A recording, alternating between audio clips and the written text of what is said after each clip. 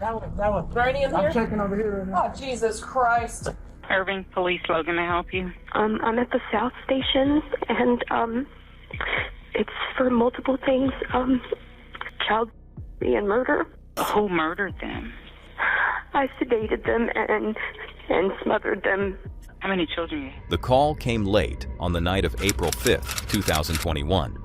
A woman had walked into the Irving Police Department, waited silently at the front desk, and when no one appeared, dialed 911 from inside the station. Her voice was calm, deliberate. She told the dispatcher she had killed her children. The caller was 30-year-old Madison Macdonald. She explained that she had sedated her two daughters and smothered them. Not out of panic, she said, but out of protection.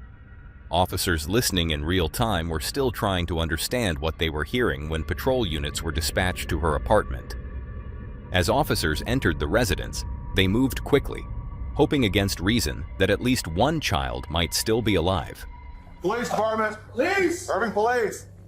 Anybody home?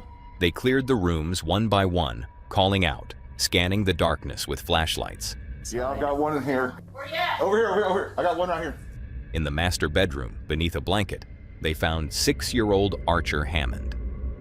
Her body showed clear signs that she had been dead for some time. Nearby, a pillow bore markings consistent with suffocation. Paramedics were called, but there was nothing left to save. The search continued. In a second bedroom, officers found 23-month-old Lillian Mae Macdonald lying on her back in her crib. That one. Is there any in here? I'm checking over here right now. Oh, Jesus Christ. Yes. Oh, my God. Foam residue was visible around her nose and mouth, a sign often associated with overdose.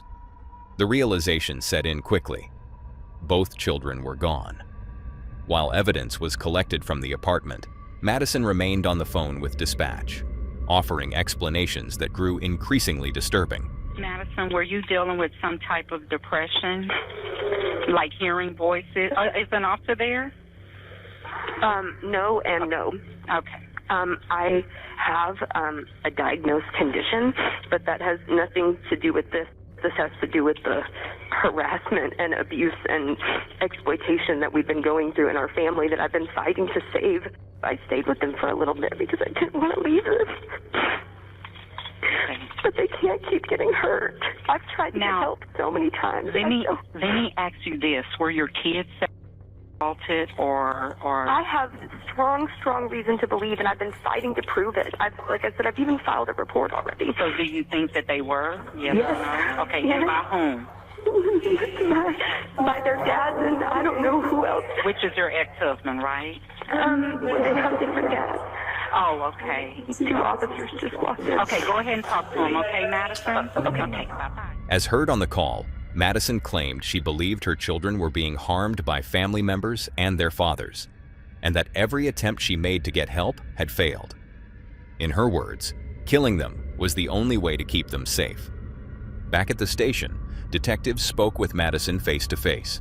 She described a year-long struggle involving custody disputes, CPS investigations, and what she believed was a coordinated effort by her family and ex-husbands to silence her. She spoke of online exploitation, hidden videos, hacked devices, and people entering her apartment without her knowledge. So what's going on? We've been going through a very traumatic and scary situation in the family for about a year now, and I've been trying to prove that there are people that are hurting my children, and everyone keeps shutting it down or saying they're not going to talk about it or won't help me get help. My family is in some kind of online exploitation, solicitation, images, videos, something with me and my kids, and I don't know who else. And someone's got to help, but I can't watch them keep crying and screaming and not wanting Daddy to touch them or not being able to get their diaper changed because she's so tough. I've tried so hard. You're saying your ex-husband has been attacking your kids? Correct. got videos, he's got all kinds of shit online. CPS took them away from me after I filed the report because my husband told them that I was unstable, and they got sent to live with my mom and him, and that stuff was happening then too. And when you're a mom and you know someone's hurting your kids, you have to stop it. I have full custody of the oldest, and we have joint custody of the youngest, but that's only because that was in a settlement. I asked for full with the protective order. Yeah. I spent, I don't know, $26,000 fighting him to not have him have access to her or his mom. Again, this is like a family thing. It doesn't even make sense. It's so crazy. And it's like every day they just present themselves as worse individuals. I've been harassed. Someone's coming in my apartment. I told the detectives that the first time. My husband had my car key originally, which has my garage door clicker. It's like a townhouse apartment. Messing with my stuff. They've logged into my Apple ID and they're messing with it. I mean, it's just harassment all day, every day to keep me quiet. So it got to the point where I basically said, look, this is unfortunate and no one will understand that as a mother, you do anything in this world that you can do to keep them safe. And if that means I have to eliminate them and then pay the price for the rest of my life, I will. But they're hurting them. They're hurting them. I can't do it anymore. I've been fighting for so long to get help. And nothing's happened. None of these claims were supported by evidence, but she presented them with absolute certainty. Investigators began reviewing her history.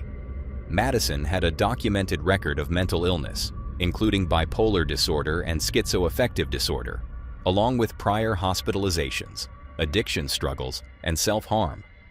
Her relationships had been unstable, marked by conflict and repeated allegations of abuse. Despite multiple reports to Child Protective Services, no corroborating evidence had ever been found to support her claims. Medical examiners later confirmed what officers had suspected at the scene. Toxicology results showed that both children had been given multiple medications intended to sedate them. In Archer's case, there were also signs of manual strangulation, indicating she had struggled to breathe even after being drugged. The medications were not accidental, they were part of a deliberate process. During interrogation, Madison described the day in detail. I'm not gonna lie, it's like it's blacked out. I don't remember specifics of the morning, but I knew that they weren't gonna go to school. I was gonna keep them home and have a day with them. Okay. I've done it before when I got scared. And then I thought, okay, well, I have a Xanax prescription, so I'll just put them to sleep. Okay. You know, just overdose them, quick and easy. So I gave them some pills, and Archer went to sleep, and Lillian didn't. She just kept going. And I thought that was odd, because she's a baby, essentially, so it should have, you know, affected her heavier. This is so hard to say, and I'm probably going to throw up. So she was napping, and she napped for a long time. Lily wouldn't go back down, so I gave her some hydroxyzine, which is like Benadryl kind of. An allergy pill? Yeah, some more Xanax. I put it in some yogurt, fed it to her. And you gave her that and more Xanax, or just that next, after the Xanax, correct? Yeah, sorry, just that. Okay. And, I laid her down, and she didn't want to go to sleep, and going back and forth, and I got paranoid, and I was like, it's not working. This was supposed to be simple. She admitted to keeping the children home, giving them pills, and waiting for them to fall asleep.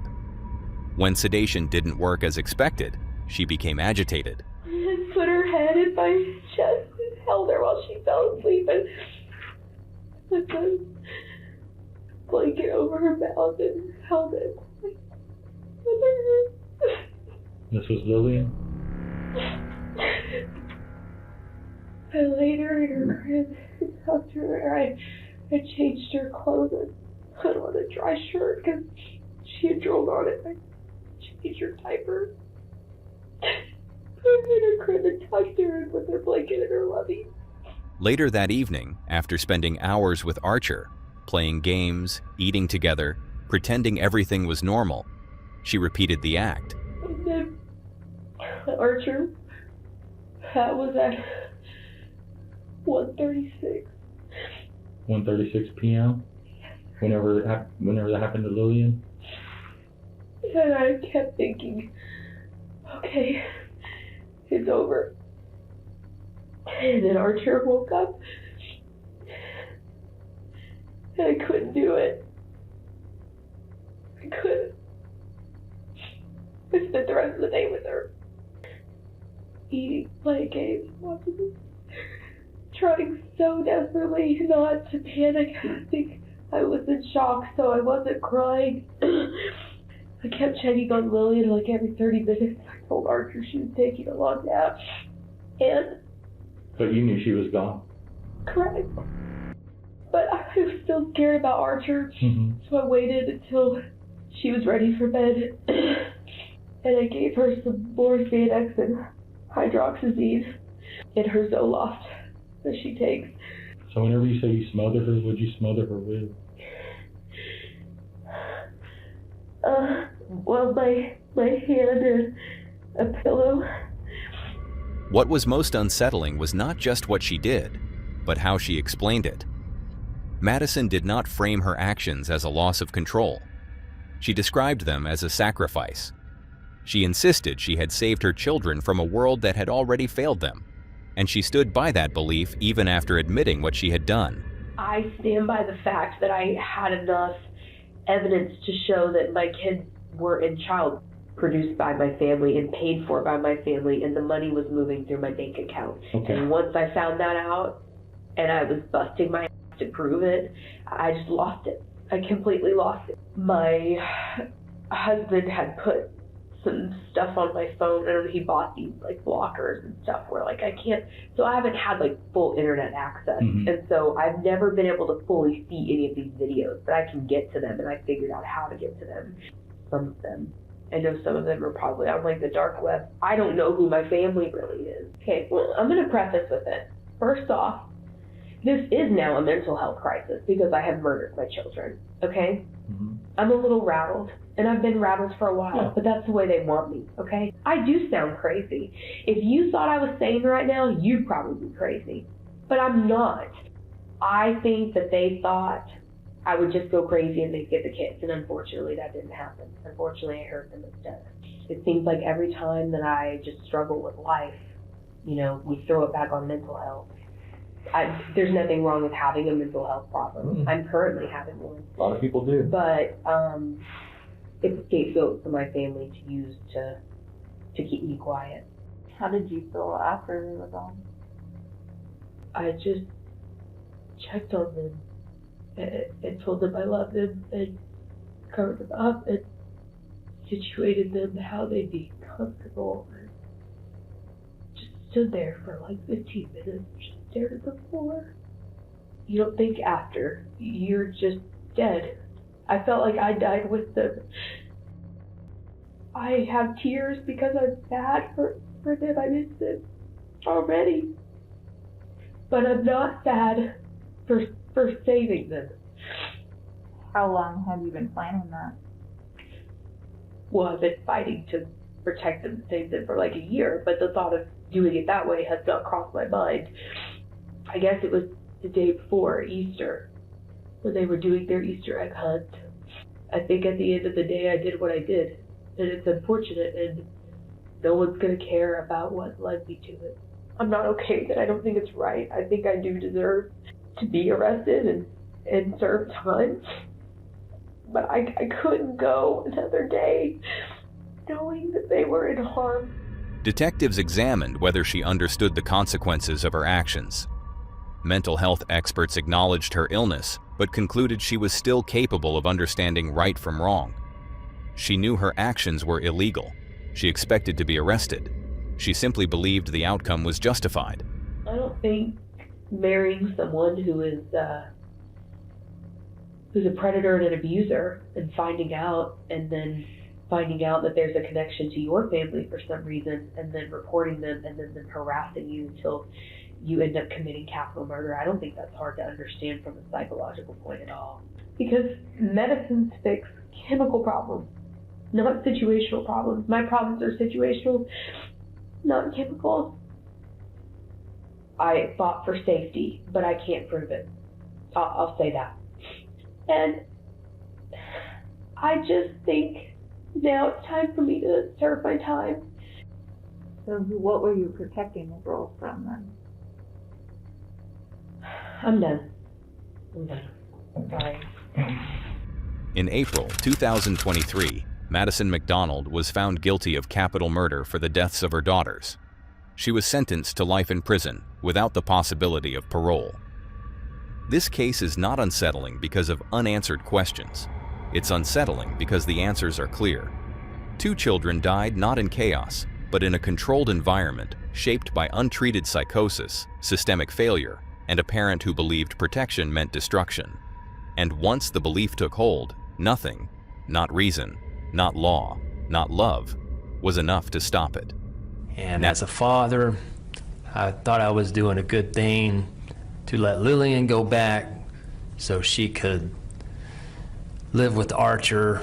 And, you know, because I just thought that if I kept Lillian away, it would tear Archer apart. Now, after a case rooted entirely in documented reality, the next clip shifts tone. There are no victims, no charges, no conclusions.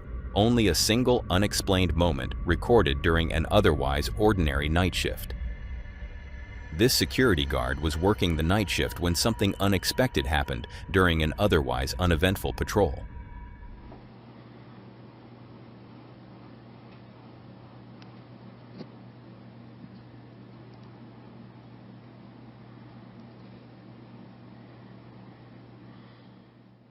Look at I saw that shit. I saw that shit.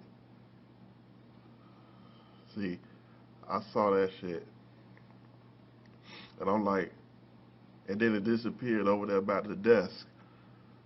And I'm like, okay. So I looked at the camera. I'm like, you know what? I'm gonna calm down. So I wanted to tell the camera, y'all see that shit? Y'all saw that shit, right? I'm telling CHA, did y'all see that? As he monitored the area, a translucent figure appeared above him, seemingly suspended in the air, before drifting slowly toward a nearby doorway.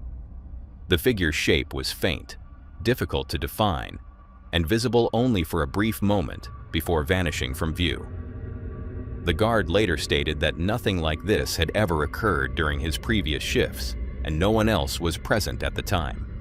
To this day, he remains unable to explain what he witnessed that night, whether it was a trick of lighting, a camera artifact, or something far harder to rationalize.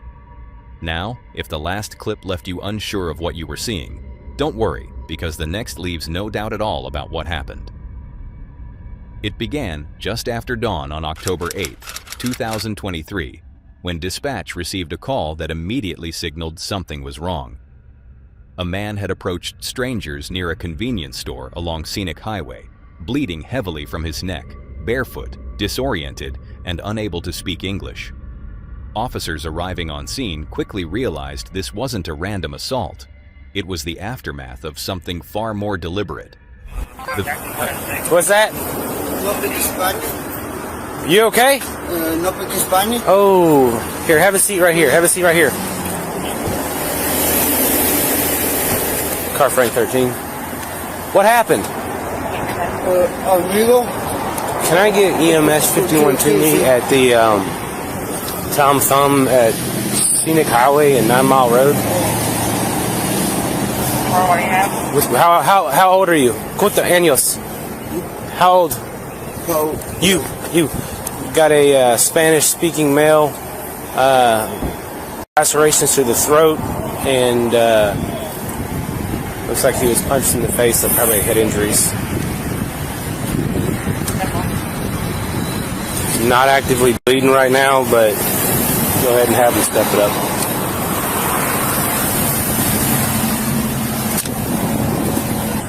Can you have 226-51 in my location as well? The individual doesn't speak any English. Car 50 on a different call. I don't even. I Did he can't. get back to the extended stay? I can't even ask him anything. Oh, you got. I guess we could use the app. Yeah. I'm gonna get him. I got one of those blankets. Well, it looks like EMS is coming. Yeah. It's gonna take a while to peel out that blanket, right? Yeah. Do all that stuff. So. Where? What? Donde? Where? Over here? Puente. At the apartments? Puente. Okay. Victim was guided to sit down as deputies assessed his injuries. Deep lacerations ran across his throat, dried blood coated his face, and swelling suggested he'd been struck hard enough to lose consciousness. Paramedics were requested immediately. Communication was difficult. He spoke only Spanish, forcing officers to rely on translation apps and fragments of hurried interpretation to understand what had happened. Amigo. Hey, do you speak Spanish? Because I don't speak Spanish. ¿Qué ha ocurrido? Car 393. ¿Qué ha ocurrido? Are you knocking on the door? Sí, unos amigos me montaron en un carro anoche. Unos. Y me trajeron y me quisieron matar. Me robaron zapatos y el teléfono y el carro. Some friends rode me a car last night, put makeup and me, stole my shoes and phone and the car. So we got carjacked. So take a screenshot of that, because we may need it later, and then just keep going.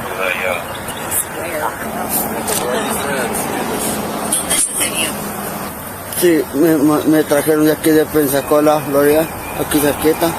Me montaron en el carro y lo único que me dijeron fue, amigo, hasta este día vas a hacer que vas a vivir, y vinieron a tirar desde arriba el puente, caía al lago abajo, y ahorita unas muchachas que andaban en una lancha me dieron a salir.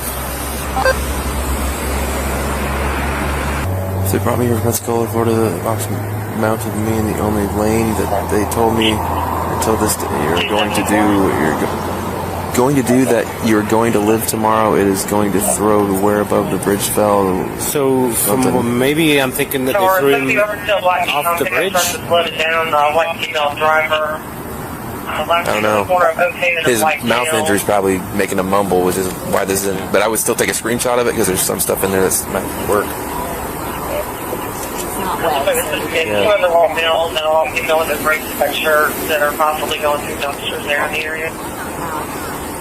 Try to get a name and an address. Try to ask him just yes or no questions. Were you thrown off a bridge? No, we were just sitting right here, and I saw him walking up, and I'm like, oh, you might have a call right here, and so he got out with them, and they didn't throw me from the river bridge. They brought me the car, my truck. They lowered me, and the woman put a knife on me that didn't fall, and then they pulled me off the bridge, and the water fell down. Just still keep taking screenshots of it. Yeah.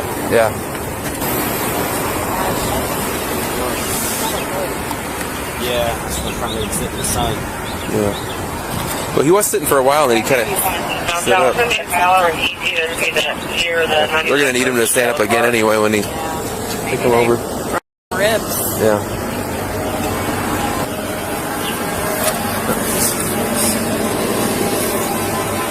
So he doesn't speak any English. I've got a deputy coming right now that speaks Spanish. He's got lacerations to his throat. He's not bleeding right now. His ears, the back of his head. He may have some broken ribs, his face. Oh, maybe. Yeah.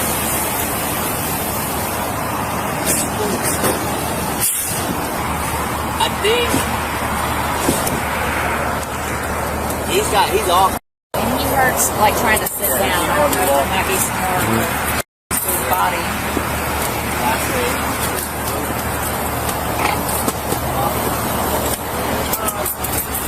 As the pieces began to surface, the story that emerged was alarming. The man explained, haltingly, that he had been attacked the night before.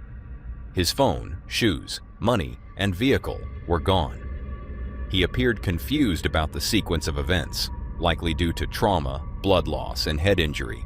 But one detail was consistent. He hadn't simply been assaulted. He'd been taken somewhere against his will. Officers attempted to clarify whether he had fallen or been pushed from a bridge nearby. The victim's responses were fragmented, but it became clear he hadn't fallen accidentally. He described being restrained, injured, and deliberately lowered or forced over the edge. Whether he was dropped or thrown remained unclear, but the intent behind the act was unmistakable. Investigators documented everything: screenshots of translations, photographs of injuries, and environmental details around the area where he was found. Deputies searched nearby dumpsters and surrounding roads for discarded evidence while waiting for a Spanish-speaking officer to arrive. What hospital do you think you are going to go We're going to Sacred. Sacred? Trauma alert. All right.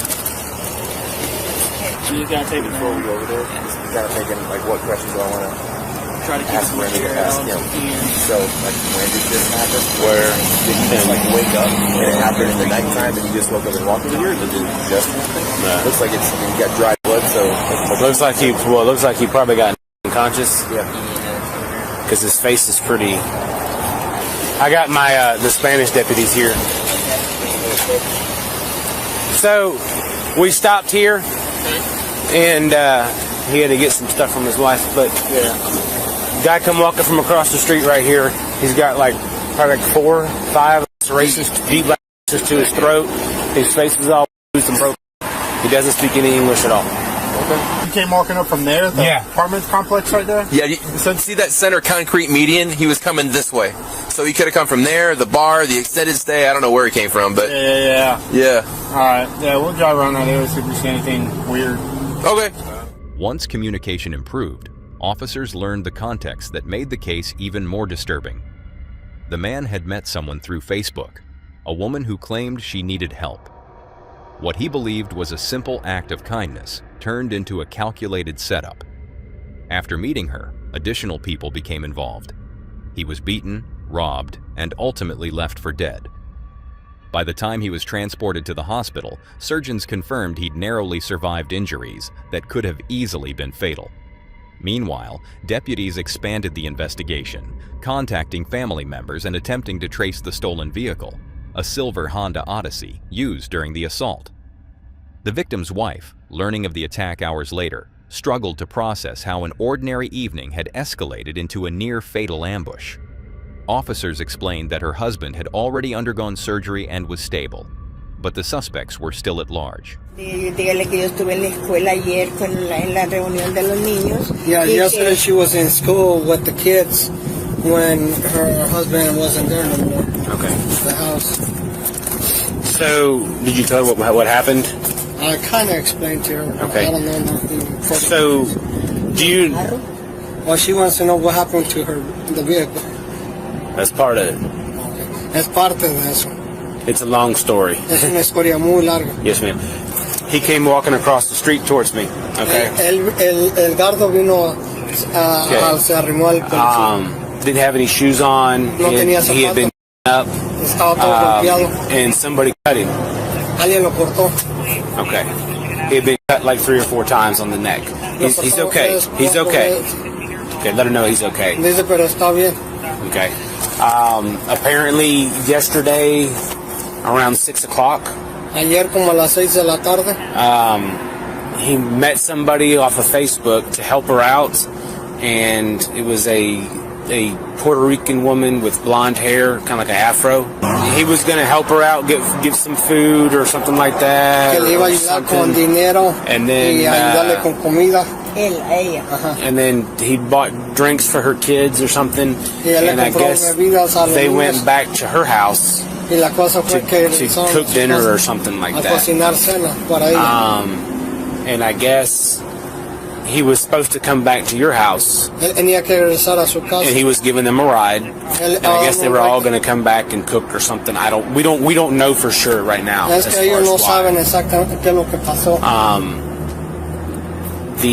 There was a black male, and then the Puerto Rican lady in the car with him in the van. Yeah. Do you have a 06 Odyssey? Yeah, she has it. Do you have any information on that car? Tiene información del Odyssey, del Honda, de la minivan. Like, do you have the insurance information? Yeah, it's on the okay. So they stole the van. Se robaron la van. We don't know where the van's at. No saben dónde está la van. They robbed him. Le robaron la van. They beat him up, and they hurt him pretty good. Lo golpearon muy feo. But whenever we got there, I got an ambulance out there to take him to the hospital. He's at Sacred Heart Hospital. Lo llevaron a Sagrado Corazón. He's already had surgery for the injuries. Ya le hicieron cirugía por la herida. He's like I said, he's pretty good, but he's okay. And then she told me this morning he hasn't showed up this morning. Yeah. She says, what's going on? I was like, I don't know. Yeah, 8 o'clock. At 8 o'clock p.m. she tried to call him. No answer, no nothing, she said. As detectives pieced together the timeline, they discovered the attack likely occurred the previous evening around 6 p.m. The suspects had allegedly lured the victim under the pretense of help, then robbed him after he cashed his paycheck. Every step suggested planning rather than spontaneity. Information continued to surface about possible additional suspects, past disputes, and locations connected to the woman involved. Officers acknowledged the complexity of the case, multiple addresses, shifting stories, and individuals who appeared to move freely between properties. Despite the confusion, one fact was undeniable. The victim survived an attempted murder. The injuries to his neck alone suggested intent to kill, not simply intimidate or rob. Investigators worked backward from the violence, reconstructing how trust had been exploited and how quickly the situation had spiraled. The stolen van, missing phone, and drained finances reinforced the theory that robbery was central to the crime, but the brutality went far beyond theft. This wasn't a crime of opportunity. It was an escalation that nearly ended a life. As detectives followed leads, they coordinated with the victim once his condition stabilized. His cooperation proved critical. Names, descriptions, and locations helped narrow the search, transforming a chaotic scene into a solvable case. Eventually, with the victim's assistance, officers identified and arrested 2 suspects. They were charged with attempted murder, armed carjacking, and armed robbery, charges reflecting not only what they took, but what they were willing to do to get it. This case is disturbing because it began with trust, a routine online interaction, a decision to help, a belief that meeting someone carried no real risk. Within hours, that belief nearly cost a man his life. And while the suspects were caught, the reminder remains. Sometimes the most dangerous situations don't announce themselves as threats until it's already too late. Now, this case showed how calculated harm can unfold in plain sight. But the next raises concern for a different reason, because no one could determine if anyone was actually there at all. A hotel security manager submitted footage to the Illinois Police Department after multiple guests reported hearing intense screaming coming from room 209. The calls were specific enough that staff believed someone inside could be in immediate danger, prompting the manager to investigate the room personally.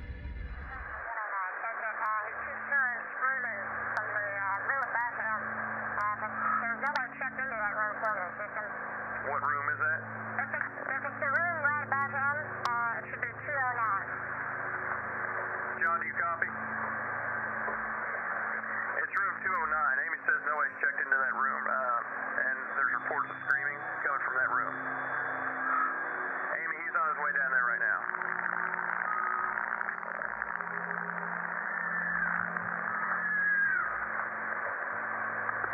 What's going on, John?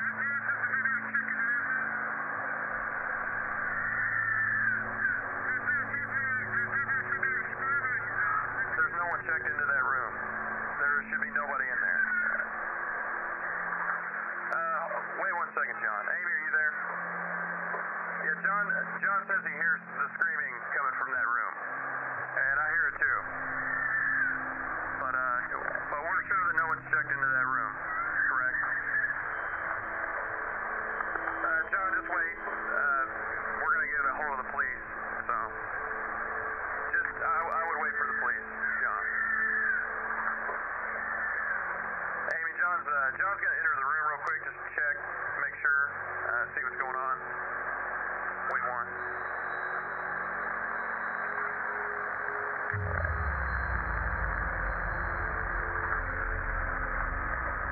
John?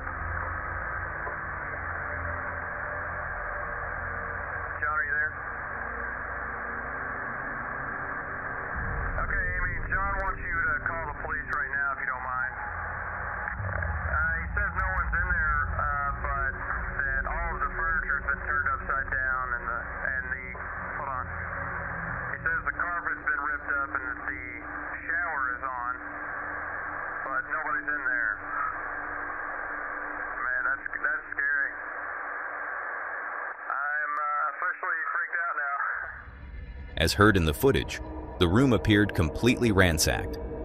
Furniture was overturned, belongings were scattered, and the space showed signs of sudden disruption, despite no confirmed guest activity tied to that room at the time. As the camera moved across the doorway, a light-colored shape briefly crossed the frame and disappeared down the hallway.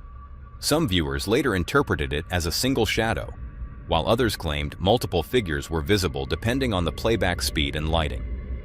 Over the years, the hotel recorded repeated complaints connected to room 209, including unexplained noises and disturbances, but no mechanical faults or intrusions were ever identified.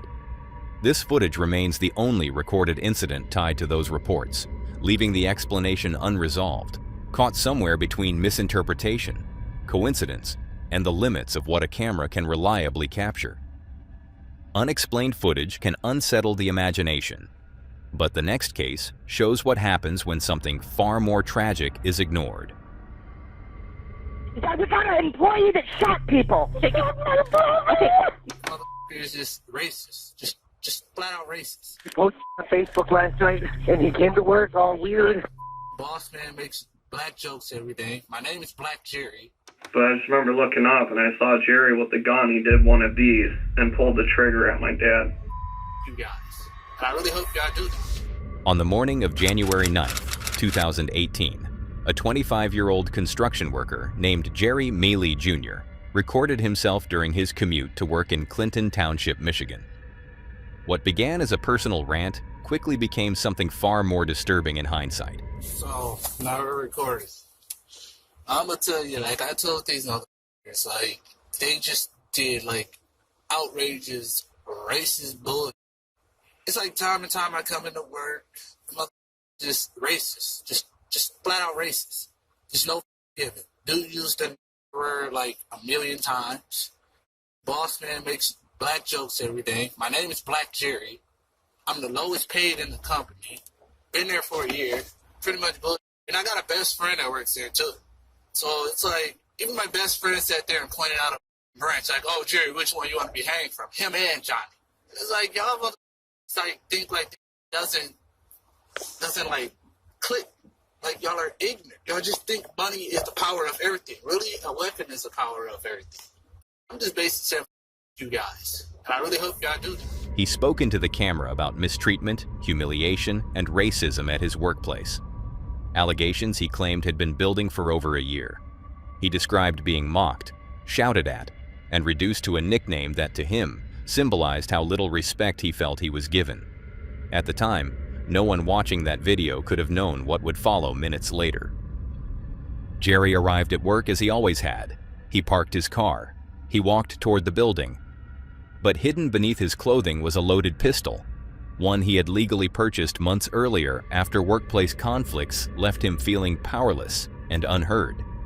That weapon would turn a routine morning into a permanent dividing line between before and after.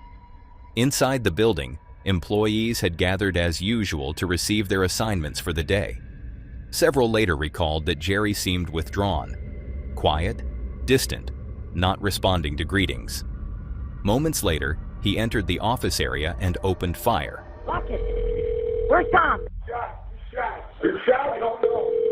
Look and see. Oh, God, he is. 911, where is your emergency? I need an ambulance immediately at Reliable Fence.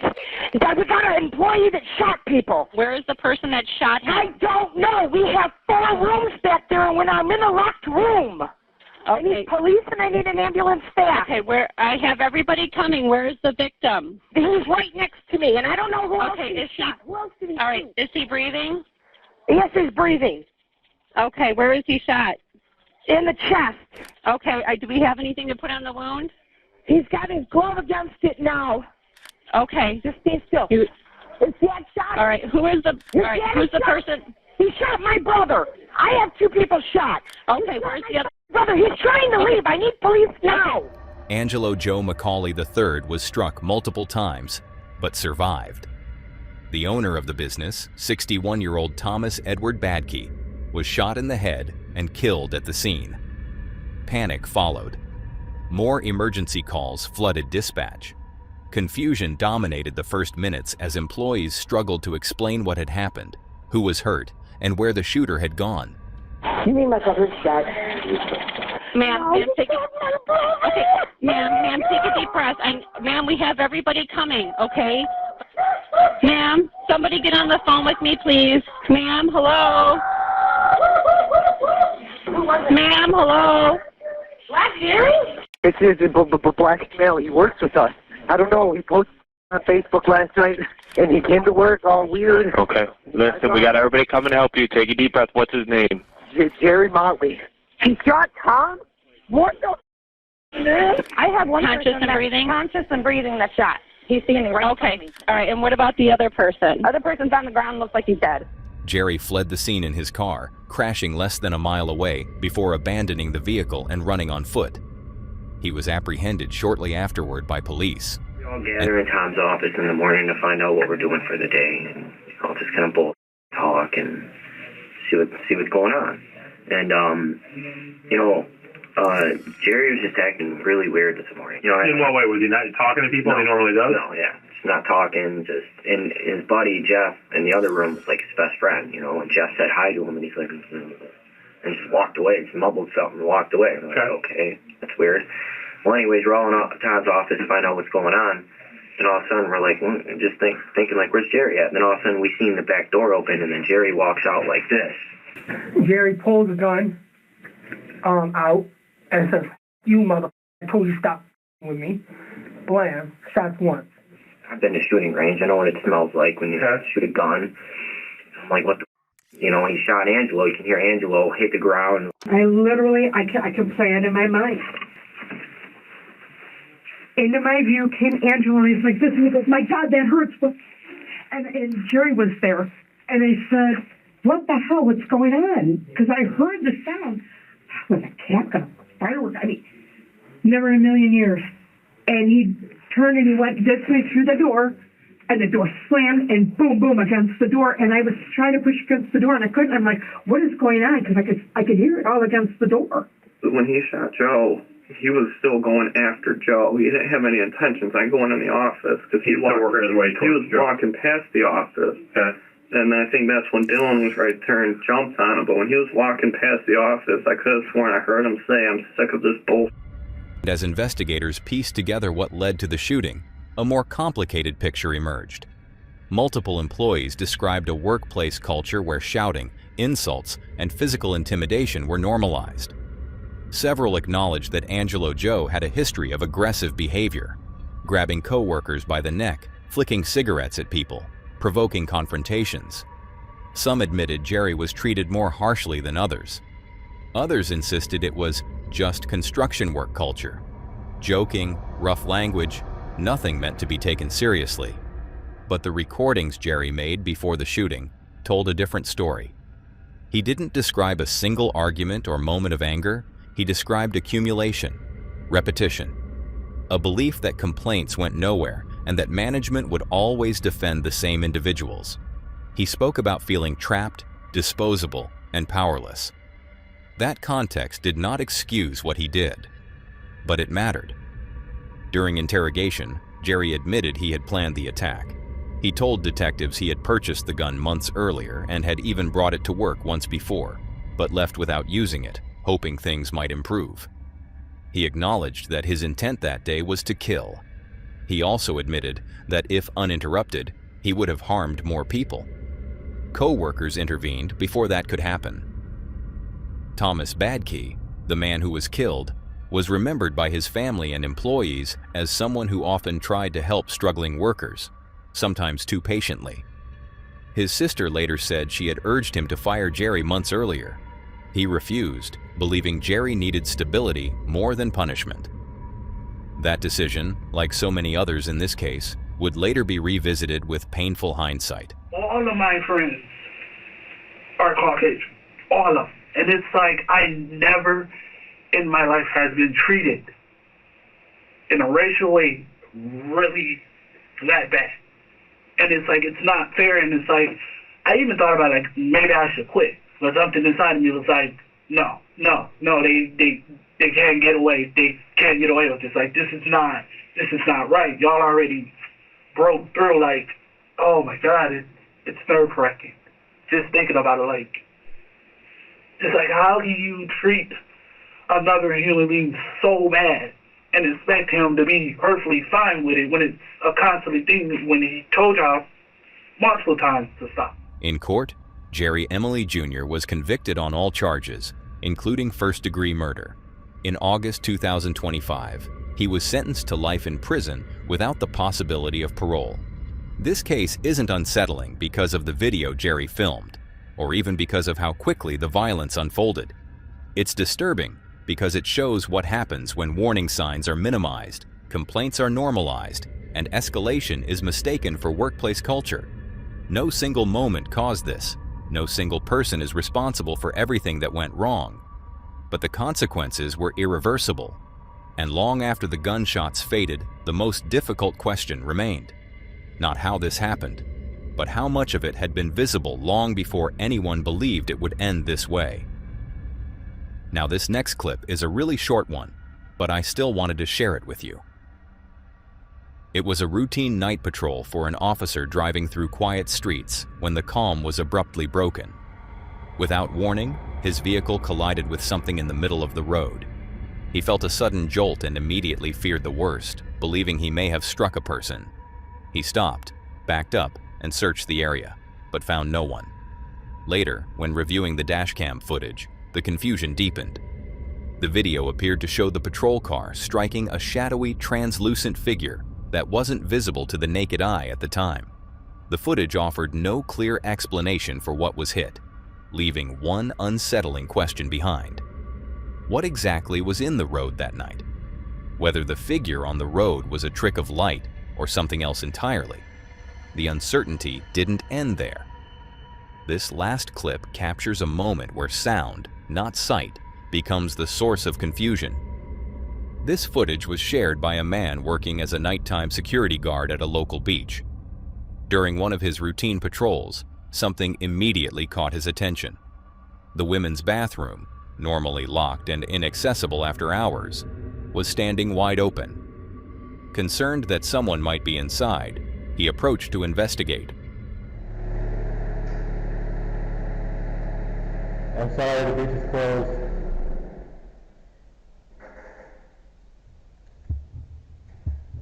If anybody's in here, the beach is closed.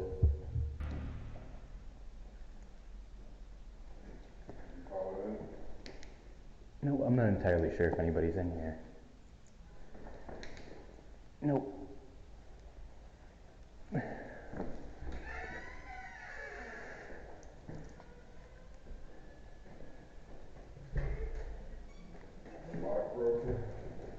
Huh? Lock's not broken, so it must not have been locked. Yeah, we're all set in here. I think I heard my keys jingle and thought it was somebody's footsteps. Okay. I'm just gonna close it. As he stepped inside, strange sounds echoed from within the building, enough to make him pause and document the moment on camera. According to the guard, nothing like this had ever occurred during his previous shifts. There were no known deaths, incidents, or tragedies associated with the bathroom or the surrounding area. No signs of forced entry were found, and the door had no clear explanation for being open. Whether the sounds were caused by environmental factors, structural acoustics, or something more difficult to explain is left open to interpretation. With no prior history and no clear source identified, the footage offers questions rather than answers. So what do you think caused the disturbance that night? A natural explanation missed in the moment, or something lingering that shouldn't have been there at all? Now that was all for today, folks. If you enjoyed these horrifying clips, click to see more on the video on screen.